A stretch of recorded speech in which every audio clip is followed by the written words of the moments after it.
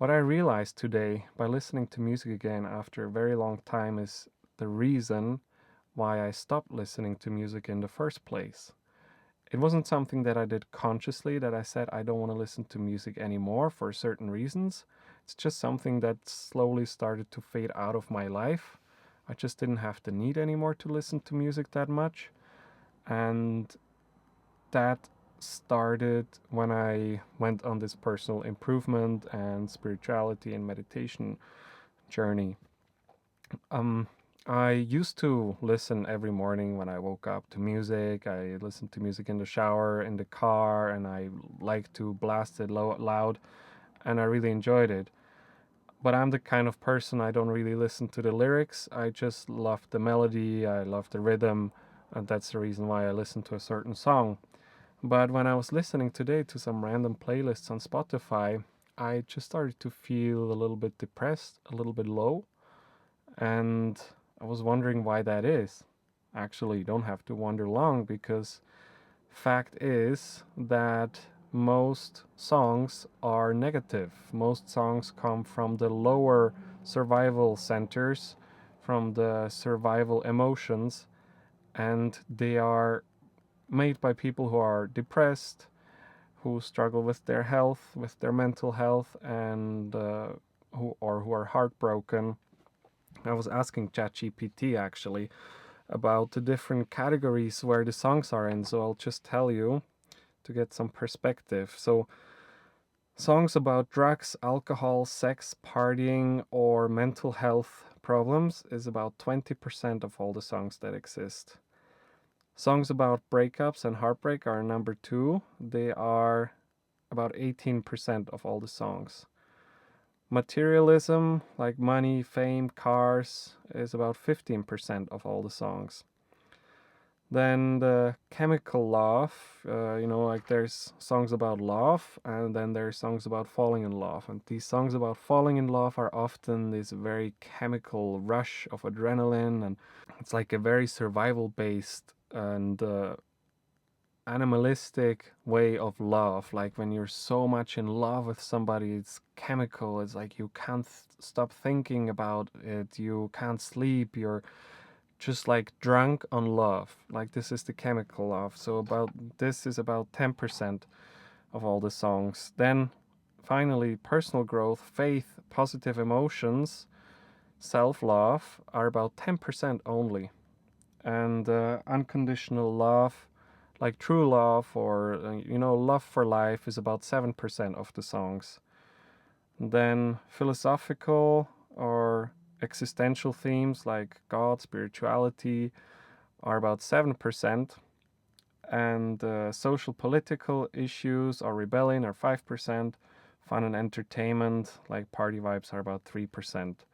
So positive and life affirming themes make up about 20 to 30% of all the songs that exist, and materialistic and survival based themes make up about 70 to 80% of the songs.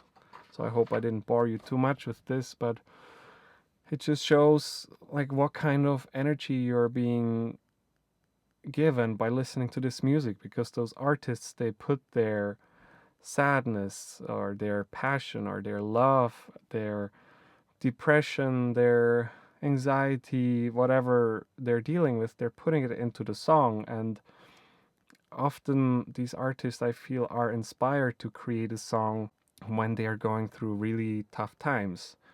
When they're after breakup, like the emotions that we feel are so crazy and so intense that they are inspired to make a song about this, and therefore we have so many about them.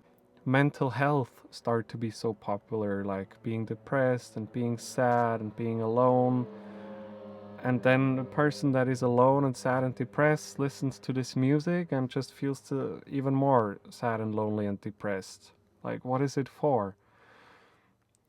Music is something, in my eyes, that is helping us to accelerate our emotions. So when I used to go to music festivals, it was like a rush that I could feel in me, a rush of adrenaline, of enthusiasm. It's almost like a drug, right? The emotions that you feel from listening to good rhythm and good music is making you feel this way. That's why we're craving to listen to music all the time and to still be in that state, so we feel actually something. But when you start to when you're on a spiritual journey, I don't want it to sound hippie, but after some time, certain layers of consciousness are just being shaved off, and certain things are just not interesting anymore. Remember, Dr. Joe Dispenza says on his retreats always that we just outgrow things. Certain things we just outgrow, like an old shirt. And I feel that's something that happened with me with music. Quite sadly, honestly, because I like music and there are beautiful songs out there. It's just that they make such a small percentage. In fact, when I go to a Dr. Joe Dispenza retreat, I feel like they're still playing the same 5 songs all the time in between lectures. The few positive songs that just keep playing over and over because there's nothing else. I don't know. And you can say it's just music, so what? They're just, you like the rhythm, and I like the rhythm also from some really negative songs. It's just they're having nice rhythms, but there's words. Words are powerful.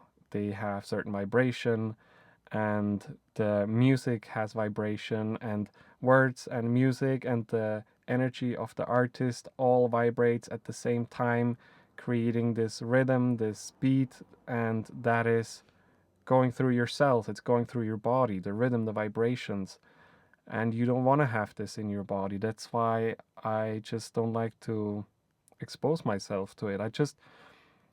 You also might start to feel a little bit sensitive towards it, like you just don't find the appeal anymore in listening to it. And that's what happened to me. It was never like a conscious decision. And I saw on X a video of the different artists that were the way they were before they started to be famous, like when they started out, and how they are now. And some of them are they really transformed into very dark people, like Billie Eilish, Sam Smith, Katy Perry, Doja Cat. They make literally songs about the devil now, about selling their soul to the devil, about being in hell. And like that's the kind of music that we're listening to. I don't know. I can link you the video in the description below so you can see what I mean. It's just manipulated and run by certain people, this music industry, and these songs are pop culture, they are popular. And I don't know if other people are like this too, but I don't listen to the lyrics. If I don't read the lyrics, I don't even register them, I don't recognize them. I'm not the one that can just sing the lyrics of every single song that is playing, just know them from the melody and from the rhythm. But once I actually look at those lyrics, I have to say so often, like, whoa, what am I listening to? This is not okay. Yeah, so when I'm in the car now, when I have a quiet moment, then I rather listen to podcasts or listen to an audiobook or we talk, Petra and me, we talk in the car. But we just somehow stopped listening to music, and it makes very much sense why. Tell me if you're listening to music and what kind of music do you like to listen to, and if you also have similar views on this, share it in the comments. I'm curious to hear from you. Thank you so much for watching.